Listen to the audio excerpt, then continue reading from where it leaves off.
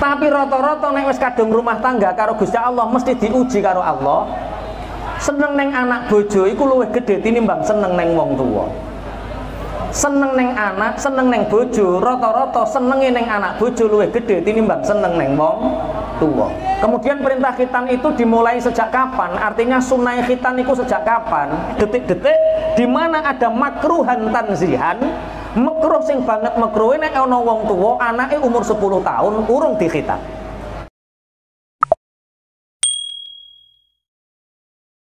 Ngertos nggih ikut nggih. Ikut niku daging sithik sak ndure utawa sak pucuke manuk niku diarani napa? Ikut. Dengan cara apapun, dengan kaifiyah yang bagaimanapun, pokoknya ikute coplok mengeluarkan darah itu namanya khitan. Zaman bapak riyin, zaman mbah riyin niku nek khitan nganggo sadak. Sadak niku kayu pring dilintengi, diincipi, terus dikerokno niku jenenge sadak. Zaman kula sing usia 50-an, 45 niku pun ndamel silet utawa gladi gedhe. Terus sak badane silet gladi gedhe niku terus dampel gunting. Mas Sifat ndamel napa? Nganggo las gedhen. Nganggo las. Zaman sak mangke Mas Mubarak niki ndamel napa Mas? Laser. Laser. Sekarang ada yang terbaru namanya sistem kalem, CALM. Kalem niku manuke zakare niku dioseri lem terus dibatek coplok. Tapi tetap mengeluarkan darah, tapi sidik banget. Niku diarani khitan dengan cara apapun. Pokoknya sing penting ikuti coplok, ngetokno getih. Mungkin 5 tahun yang akan datang, 10 tahun yang akan datang, 20 tahun yang akan datang, khitan ini semakin modern. Mungkin orang nganggo lem, mungkin nganggo remote paling. Jadi anaknya di pangku bapaknya terus ceklik coplok. Nek error bapaknya bareng kena. Error bapaknya bareng kena. Niku sing diarani khitan. Menurut asbabul wurudnya, kena apa? Khitan itu terus dimulai dari siapa? Niki ikhtilaf di antara para ulama. Tapi sing masyhur khitan niku dimulai dari Nabi Ibrahim. Mulane khitan diarani millatu Ibrahim. Tapi enten pendapat sing ora masyhur, tapi pendapat niki juga diterima atau ditulis di beberapa kitab tafsir. Khitan itu tidak dimulai dari Nabi Ibrahim, tapi dimulai dari Nabi Adam alaihi salam. Jadi khitan niku ibadah sing kuno mekuno. Kenging napa saat itu Nabi Adam oleh Allah diturunkan dari surga menuju bumi. Niki dereng khitan. Akhirnya Nabi Adam niki nazar kalih Allah setelah sekian ratus tahun berpisah dari Nabi Adam dengan Sayyidah Hawa, piyambake iki nazar kalih Allah. Ya Allah, seandainya aku tobatku diterima dan aku bertemu dengan Sayyidah Hawa istriku, maka aku akan bernazar ngetok memutus salah satu bagian anggota tubuhku. Akhirnya fatalaqa Adamu min Rabbihi kalimatin fataba alaihi innahu huwat tawwabur rahim. Akhirnya Nabi Adam mendapat pemberitahuan dari malaikat Jibril bahwa tobatnya telah diterima oleh Allah. Dan kemudian tepat di hari Arafah Nabi Adam bertemu dengan Sayyidah Hawa. Setelah pertemuan ini dan diterima tobat ini, Nabi Adam mikir, iki terus yang tak ketok apa aku? Apa driji, apa sikil, apa kuping, apa irung. Tapi sudah menjadi sunatullah seorang nabi dan rasul itu harus sempurna secara fisik. Jadi orang ono rasul, nabi irungnya pesek gak ono Mas Pak. Gak ono. Nabi ku mesti irungnya bangil. Mbah nek wong sing ngaku nabi ning Indonesia irungnya pesek, bathoke nonong wis ora mungkin nabi kaya ngono kuwi. Nabi itu rasul dan nabi secara fisik sempurna, gak mungkin ono sing cacat. Nanti ketika nazarnya ini dilakukan, misalnya drijine siji diketok, sikil drijine siji diketok, maka akan timbul nakes, kekurangan dalam fisik seorang rasul. Maka Nabi Adam bermunajat kepada Allah, ya Allah, bagaimana aku memenuhi nazarku? Maka turun sebuah perintah dari Allah bahwa ada sesuatu di dalam tubuh ini ketika diketok maka menjadi sebuah bentuk kesempurnaan. Diketok apa nih? Diketok kulit ikote. Jadi wong khitan niku ora tambah cacat, tapi khitan niku nambahi sempurna. Mulane nek eneng wong lanang kok rawani gelut, ana wong lanang kok banci, niku diarani wong lanang sing ora sunat. Wis sunat ora kok ora wani. Nek sunat mesine wani. Khitan niku jenenge napa? Khitan. Tapi khitan niki mboten sah diterusno, mboten sah diduduhno fadilahe, kula yakin sakmene kae wis iki ana sing wis gong sunat to urung. Iki sunat kabeh. Tenger iki nggih sampun sunat sedaya nggih. Wis gampangane khitan niku fadilahe kakak. Gampangane mangan gedang goreng iku nek dioceki karo gak dioceki ngoten niku enak ndi? Ya wis ora roh padha ora roh rasane kabeh Pak. Nggih, sing jelas khitan niku kathah utamaan. Cuma dalu niki kula kepengin ngajak monggo kanca-kanca Fatihah Indonesia, kanca-kanca pecinta sholawat niki merenungi bahwa di dalam khitan niki ada perjuangan orang tua. Nek Kanjeng Nabi Muhammad sallallahu alaihi wasallam niku khitan niku bisurratil ilahiyah. Wa wulida sallallahu alaihi wasallam makhtunam bisurratil ilahiyah. Rasulullah sallallahu alaihi wasallam niku lahir sudah dalam keadaan dikhitan sing ngitan Gusti Allah piyambak. Cuma ada kaul yang mengatakan juga Kanjeng Nabi niku dikhitan oleh kakeknya yang bernama Abdul Muttalib. Kemudian perintah khitan itu dimulai sejak kapan? Artinya sunai khitan niku sejak kapan? Nek kula tiru Kanjeng Nabi. Kanjeng Nabi lahir empun dikhitan, makanya anak kula sekali lahir nek lanang yo tak khitan. Anak kula alit-alit niku precet lahir langsung khitan. Sing kalih sing Mahalul Qiyam Ustaz Ridwan Asfi. Sing nomor 1 sampean ijek ning pondok, sing loro wis teng dalem. Artine napa? Khitan mulai alit niku sae. Alasane napa? Mempercepat kesempurnaan Islam. Tapi nek ditunda sampai kapan? Karena perintah mengajarkan sholat itu 7 tahun, maka sangat mustahab bahkan mendekati wajib bocah nek wis umur 7 tahun iku ndang dikhitan. Soalnya perintah ngelakoni sholat itu umur 7 tahun. Ketika umur 10 tahun niku pun wajib digepuk nek ora gelem ngelakoni sholat. Itu artinya bahwa karena khitan ini menghilangkan najis, umur 10 tahun ini menjadi detik-detik di mana ada makruhan tanzihan, makruh sing banget makruh nek ana wong tuwa anake umur 10 tahun urung dikhitan. Niki Kang Mubarak umur pinten? Umur 11 tahun, ini keliwat keladuk setahun. Kelas pinten Mas Mubarak? Kelas 4, itu terakhir wis keladuk setahun. Cara sedengan asli kelas 3. Tapi cah kelas 3 saiki dikhitan pelayon ron bal-balan piring bar dikhitan cek pelayon go ngerti. Mulane ini teng mriki lumrahe Ustaz umur pinten Ustaz? Lumrahe lulus SD. Nggih, lulus SD. Pun lah sak karep-karepe ngono. Pak Sumiran niki ngitane Mas Ahmad Mubarak niki dengan tujuan harapan muga-muga Mas Mubarak niki muga-muga dadi anak ingkang soleh. Allahumma amin. Kabeh wong duwe cita-cita birrul walidain. Semua orang ingin birrul walidain. Nek cek Joko, cek Perawan, kabeh wong kepingin birrul walidain. Tapi rata-rata nek wis kadung rumah tangga karo Gusti Allah mesti diuji karo Allah. Seneng neng anak bojo iku luwih gedhe tinimbang seneng neng wong tuwa. Seneng neng anak, seneng neng bojo, rata-rata senenge neng anak bojo luwih gedhe tinimbang seneng neng wong tuwa. Umpama ana wong tuwa anake lara, ngoten niku wong tuwa saged tilem napa mboten? Ora ngarah iso turu. Tapi ana anak nalikane wong tuane lara, ngoten niku anak saged tilem. Makanya bayangan kita Rasulullah Muhammad sallallahu alaihi wasallam nate dawuh, kita berbuat baik, shadaqatun tuqaddimunaha qabla mautik afdalu mimi'ati shadaqatin tusaddiqunaha ba'da mautik. Sedekah yang kita berikan kepada orang tua ketika kita masih hidup, 1 miskol itu lebih baik daripada sedekah 100 miskol orang tua kita sudah meninggal. Artinya ngeten, sampeyan ngekei sate sak sujen wong tuane ijek urip, iku luwih apik tinimbang sedekah sate 1000 sujen tapi dikirimno ganjarane sakwise wong tua wis mati. Artinya birrul walidain itu ada 2 tingkat, ada 2 haliyah. Siji birrul walidain nalikane wong tuwa ijek urip, nomor 2 ndongakno wong tuwa sakwise kapundhut, iku birrul walidain. Mumpung wong tuane ijek urip, apa yang kita bisa berikan? Adik-adik, mumpung orang tua kita masih hidup, apa yang kita berikan? Jangan-jangan selama ini awake iku ora tau ngayemno atine wong tuwa.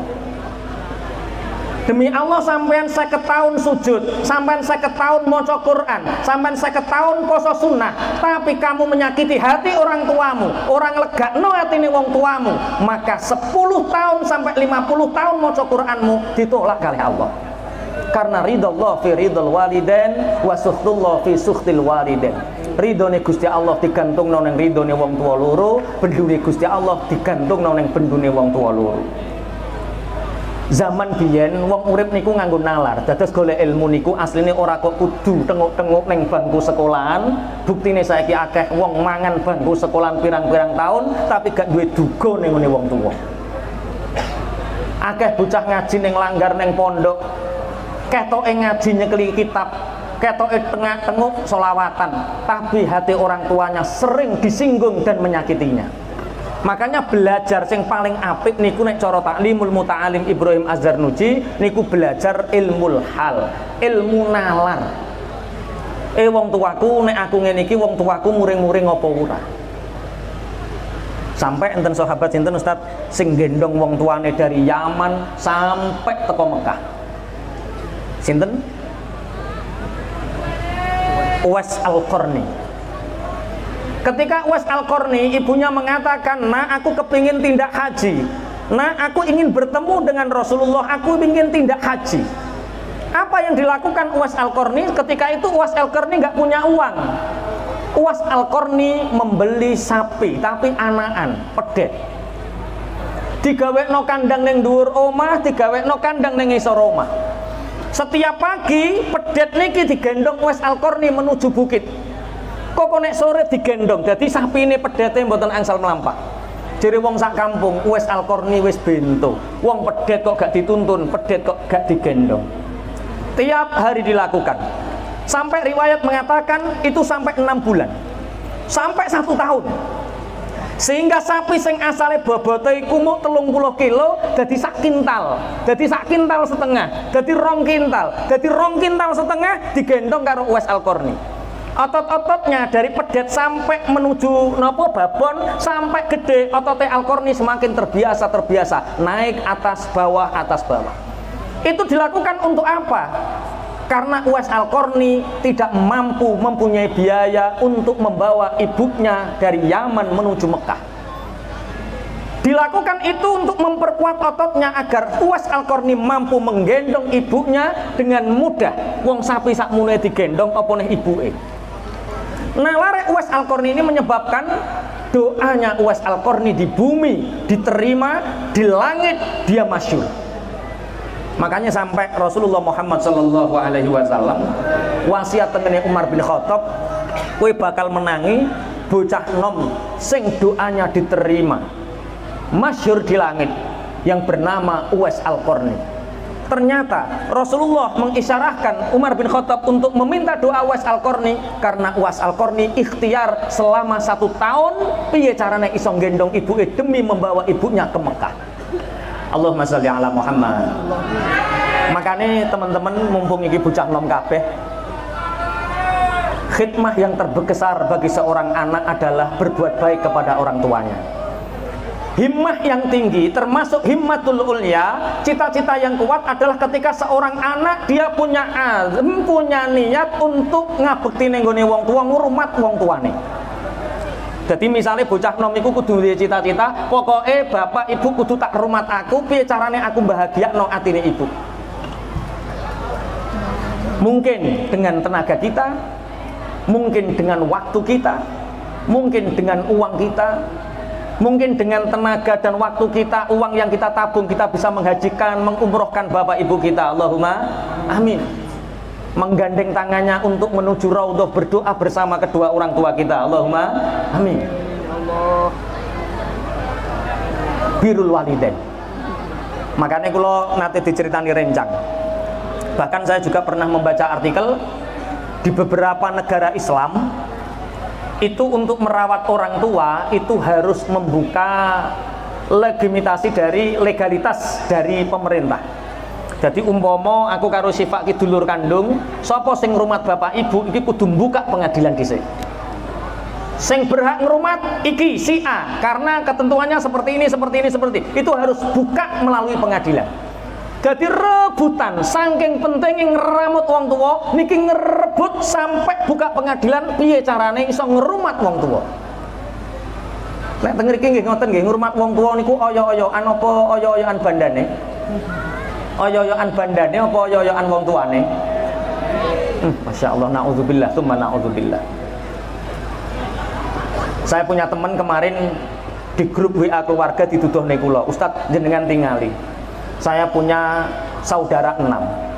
Terus di grup keluarga ini adik saya yang terakhir ini mengatakan ini bapak saya lelang, ibunya sudah meninggal tinggal bapaknya. Ini bapak saya lelang karena saya sudah tidak kuat untuk merawat bapak. Wonge rewel angel pun sapa dulur-dulur sing pengen ngrumat tak lelang. Ternyata tidak ada satupun anak sing ngacung aku sing ngrumat. Kenapa? Ono unen-unen ngrumat anak gampang, ngrumat wong tua iku angel. Padahal aslinya podo-podo gampangnya nek wong podo ngertine.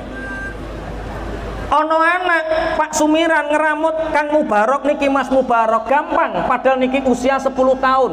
Rewel, jalukane yo angel. Sak deksaknya teko. Kene apa wong tuane iku nglakoni?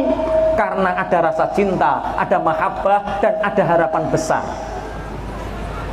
Padahal umur 10 tahun niku padha karo wong tua umur 70 tahun.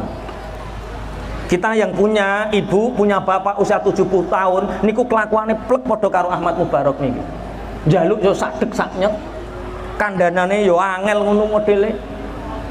Terus kadang-kadang yo mokong.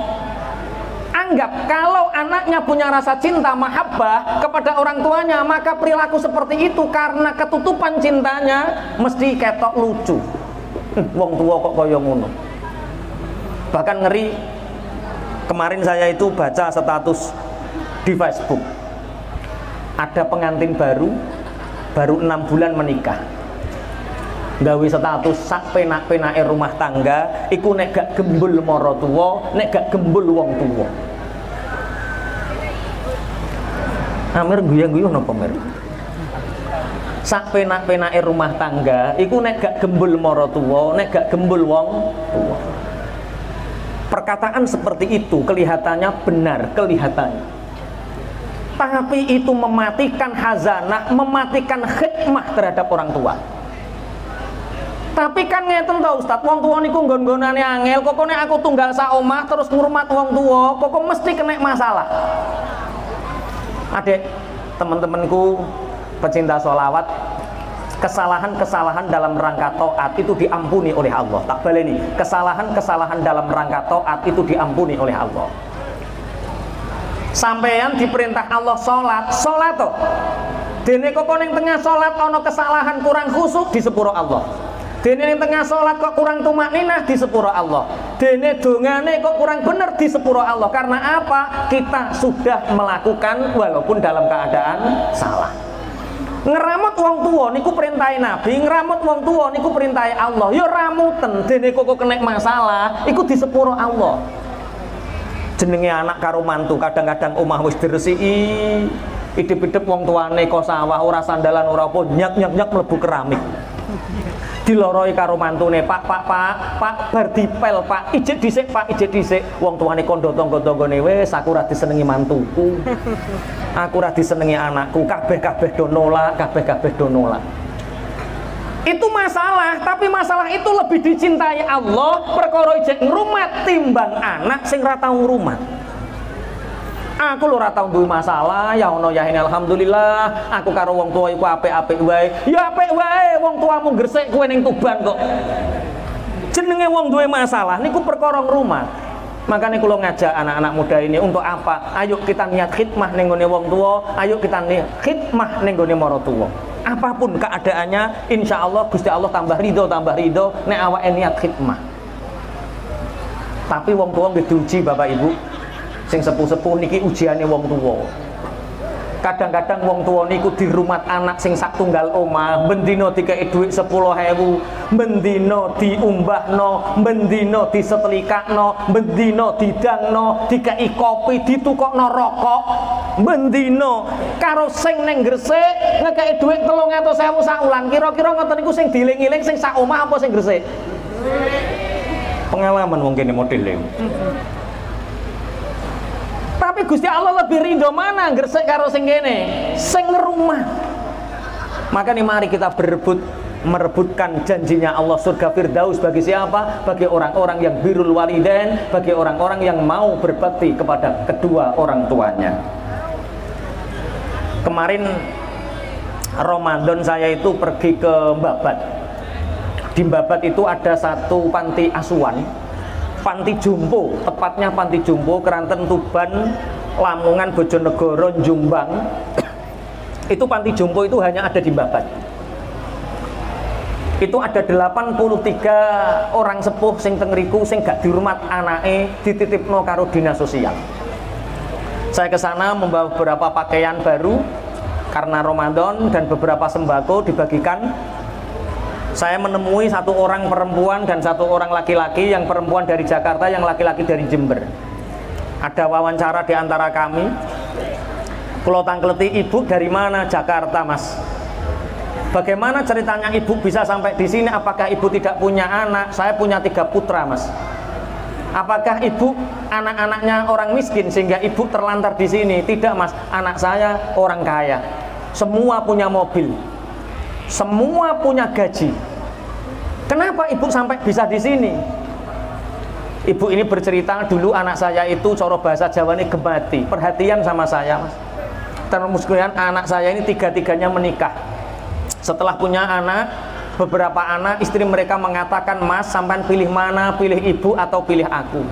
Nek pilih aku, Mas, yo ibu ojo kek neng omah kene. Lah nek pilih ibu, ceraikan aku, Mas, biar aku sama anak-anakku.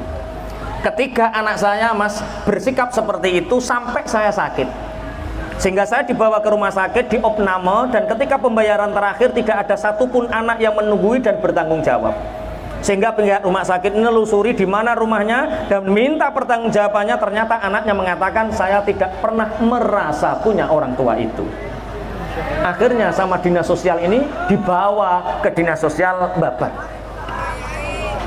Ternyata di antara sekian juta manusia ada anak-anak yang berhati kerdil, ada anak-anak yang tidak merasakan bagaimana derita orang tuanya. Yang Jember tak tanya, Bapak sampai di sini bagaimana ceritanya? Ceritanya, saya hanya punya anak 1 dan dia ingin menguasai beberapa aset yang saya miliki, sehingga saya diajak ke pasar Babat. Kemudian sampai pasar Babat saya dijatuhkan dari mobil. Apakah Bapak tidak ingin pulang ke rumah? Tidak. Karena saya ditinggal di Babat ini sudah ketiga kalinya dan saya tidak ingin kembali lagi ke rumah. Sehingga ditemukan oleh dinas sosial, ditaruh di panti jompo itu. Kami harapkan semoga Mas Ahmad, siapa ini? Khairul Mubarak, menjadi anak ingkang solih. Allahumma amin. Solih itu berbakti kepada orang tua di dunia. Berbakti itu baik dengan pikiran, baik dengan tenaga, perhatian, atau bahkan materi. Kalau orang tua kita butuh materi, kasihlah kita materi. Kalau orang tua kita butuh tenaga, kita kasih tenaga kita. Bahkan kalau orang tua kita butuh perhatian, kasih perhatian. Karena kadang-kadang orang tua itu nggak butuh uang, tapi butuh perhatian. Saya menikah tahun 2007 pernah. Ketika awal menikah, saya menikah tanggal 1 Rajab. Kemudian di malam 2 Ramadan saya baca hadisnya Rasulullah, mambarra walidayhi fi Ramadan ila akhir. Siapa yang berbuat baik kepada orang tuanya di bulan Ramadan, maka Rasulullah mengatakan, anaka filuhu ilal jannah, aku yang menanggungnya dia menuju surga. Aku yang menanggungnya, kata Rasulullah, dia untuk menuju surga.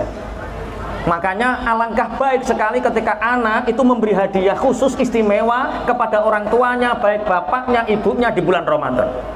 Karena saya membaca hadis itu, istri saya tak panggil, Dik, kita punya tabungan berapa? Pinten Mas? 300.000 tahun 2007. Ya wis nek ngono, sesuk ayo ning pasar Bungkal, golek apa Mas? Golek ali-ali piro sing paling murah. Kula teng Bungkal golek ali-ali sak gram, kula tanglet bakule ternyata regane 120.000. 120.000 badhe tarawih malam 25 Ramadan kula paringi ibu, mbok iki ana ali-ali mbok tapi ora larang sak gram mbok murah. Ali-ali niki ditampi dalam keadaan menangis. Bangetan mena awakmu kurung patek pinter nyambut gawe kok wis ngekeki mboke. Sak gram wong tuwa iso nangis. Tapi ono anak dikai pirang-pirang kedok ora krasa. Gurine omah guritan jek diiprik-iprik wae. Wis sing gurine omahe kanggo aku mbok yo. Gurine omah kanggo aku. Tahun 2008 tabungan belum begitu banyak juga. Malam 2 Ramadan, 25 Ramadan beli emas lagi tak tambah sak gram tok regane jek padha. Nangis malih. Pada tahun ketiga, kula teng dalem, bapak ibu tak daftar nih haji, kula umroh nih, Mas Ridwan Asfi yang baca talbiyah, nangis gak karu-karuan. Pemberangkatan nangis gak karu-karuan. Alhamdulillah nak, kowe iso mulyakno wong tuwa sampai dudono Mekah, nangis. Tahun keempat, tahun kelima pun menjadi tradisi biasa, kula paringi duit 1 juta, 2 juta, tiap bulan tak kei 1 juta, 2 juta, wis ora nangis nek. Bahkan kula paringi duit 10 juta ora nangis. Perkara pun kulino.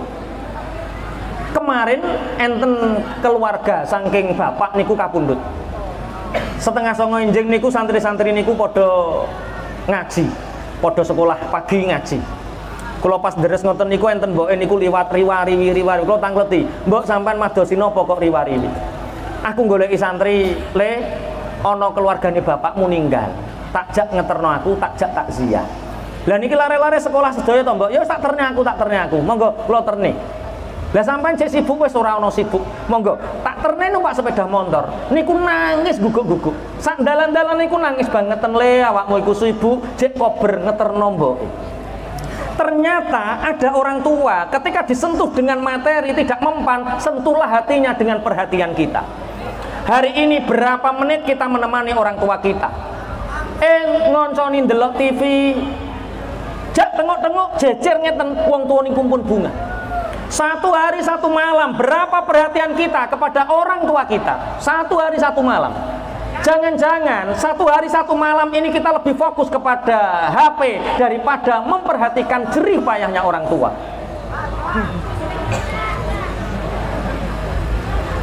Lah nek wong tuane padha cekelan HP ya ora ngerti.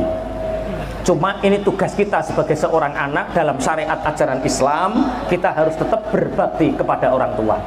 Kita berdoa semoga senantiasa dengan salawat ini khususon kepada Ahmad Khairul Mubarak jadi anak soleh, dan dengan salawat ini semoga Rasulullah mengetuk hati kita.